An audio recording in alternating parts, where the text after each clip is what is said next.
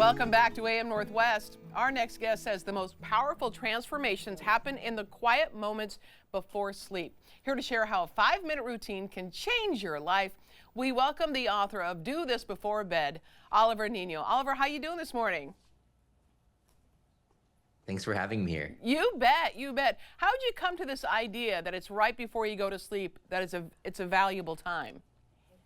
You know, for the last 20 years, I've been a big student of just like growth and development. And I tried morning routines and I'm like, gosh, spending a lot of time in the morning and it's still, not there. So I tried an experiment doing it at nighttime and then that worked better. And I'm like, you know what? I'm going to get into this and master it. Why is nighttime so beneficial versus morning? I mean, morning is really hard to get going for a lot of us. Yeah, because nighttime is like the sleep. Sleep is extremely rejuvenating and clearing. If someone gets a good night's sleep and good night rest, they wake up in the morning and they're like, ah. And what happens is that people, they carry all the stresses of the day and they can't get a good night's sleep. And then when they wake up the next morning, they're groggy, they don't have clarity, they're irritated, they have no energy, right? So I think to me, nighttime affects daytime more than most people actually, know about. I feel like I'm exhausted and then I'm going to go to bed. And the second I hit the bed, all of a sudden, all the stuff that went wrong or I need to worry about for the next day comes to mind. And it's like, now I can't sleep. Yes. And to me, people have to have a way to unpack all of that and release all of that, whether or not they're journaling before going to bed or they're going for a quick walk or they're doing, a salt bath or something just to unwind all of that so they don't bring it to sleep is super important. So what do you think people should do? Because you have a routine that you think it would help a lot of us. I mean, to me, I look at how somebody's wired. If somebody's like loves physical activity, I would say do that. If somebody loves to read and journal, I would be like, read, journal, do your arts. If somebody loves to listen to music as a way to decompress, it's just really decompressing before going to bed. So all that stuff you're not taking with you to bed. You say there's a way that we can attract blessings, what you call blessings and abundance. Yes. Yeah, I mean, and a lot of it is it's super interesting. Is to me, I have people focus on what their ideal outcome is before going to bed, and some reason like I don't know what it is, but if that's what you're focused on, your entire energy is tuned into that as you go to sleep. I've seen it the next day. People start attracting like that or pieces of that into their life the very next day. It's one of the weirdest things I've seen. You're a spiritual coach and an energy healer. What does energy healer mean? So I am able to like when somebody walks into the mall and they're overwhelmed because people are negative. So I'm able to feel that energy with people. Yeah. And if they're open, I'm able to help them like release that so they're not taking that on in their lives because that can affect you. So to me, I'm just like I can read the energy and then teach people, hey, here's what you do. When you have that negativity that you've absorbed out of nowhere, here's some practices, Yeah.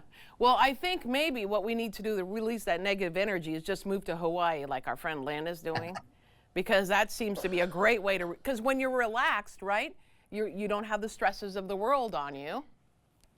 Yeah, when you're happy and you're relaxed, it's almost like problems can come and you're like, bring it. Whatever. Like it doesn't affect you as much. But when you're not relaxed, the smallest things can throw you off. So I think it's super important, the self-care and this relaxing and prioritizing us is super important in life. Okay, you've worked with celebrities like Jessica Alba, Demi Moore, Donna Karan, and Gwyneth Paltrow.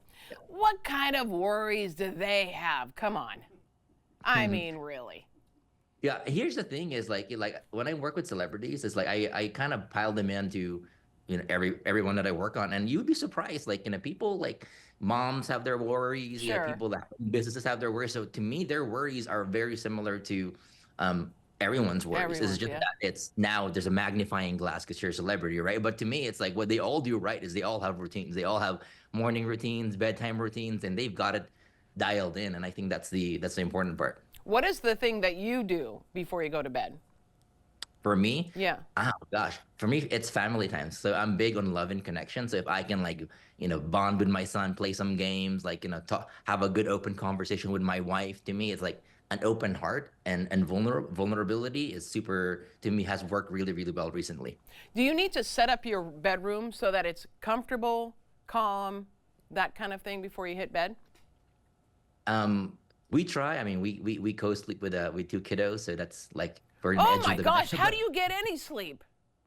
well, that's the thing, right? It's difficult, but here's the thing: is like, yeah, we arrange it to where we have incense, sometimes crystals here, like the bed is like the bed is like comfortable. Like we Yeah. have like practices, of course. Like we turn our phones on airplane mode and turn off the Wi-Fi before going to bed to make sure we just have uninterrupted sleep. So we try to gamify it a little bit.